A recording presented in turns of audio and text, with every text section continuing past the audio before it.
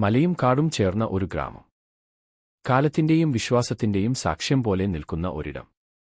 അവിടെയാണ് കൈകൂപ്പിയിടുമ്പോൾ ഉണരുന്ന നമ്മുടെ കാവിലെ അമ്മ. ഈ കാവ് ഗ്രാമത്തിൽ എത്രകാലമായി ഉണ്ടെന്ന് ആർക്കും അറിയില്ല. പക്ഷേ ഓരോ പുഴയും ഓരോ കാറ്റും അതിന്റെ കഥ പറയുന്നു. ഒരു കാലത്ത് ഈ ഗ്രാമത്തിലെ ഒരു കുഞ്ഞി പനിയിൽ വന്നു കിടന്നു. മരുന്നുകളും മാന്ത്രികന്മാരും ഏതു വഴിയും പരീക്ഷിച്ചു. പക്ഷേ എല്ലാം പരാജയം. കുഞ്ഞിന്റെ അമ്മ കണ്ണീരോടെ കാവിലേക്ക് പോയി. ഭഗവതിയുടെ അടുത്ത് വിഷമത്തോടെ കരഞ്ഞു പ്രാർത്ഥിച്ചു. ആ അമ്മയ്ക്ക് രാത്രിയിൽ ഭഗവതിയുടെ ദർശനം ലഭിച്ചു. മകളെ, നാളെ പുലർച്ചെ കാട്ടിലെ കുലവൃക്ഷത്തിൻ കീഴിലേക്ക് വാ. അവിടെ ഞാൻ കാത്തിരിക്കുന്നു. പുലർച്ചെ മുഴുവൻ ഗ്രാമവും അമ്മയുടെ കൂടെ കാട്ടിലേക്ക് പോയി. അവർ ആ മരത്തിനു കീഴിൽ കുഞ്ഞിനെ വെച്ചു നിലവിളിച്ചു. ഒരു അമൂല്യ നിമിഷം കുഞ്ഞിന്റെ കണ്ണുകൾ തുറന്നു. അന്നു മുതൽ ആ വൃക്ഷം അമ്മവൃക്ഷം ആയി.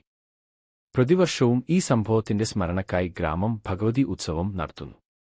ഇന്ന് ആ കഥയും വിശ്വാസവുമാണ് നമ്മുടെ ആത്മാവിന്റെ ഭാഗമായത്. മണ്ണിലും മനസ്സിലും ഭഗവതി ഇപ്പോഴും ഉണ്ട്. കാവിലെ അമ്മ ഞങ്ങളെ കാത്തിരിക്കുന്നു.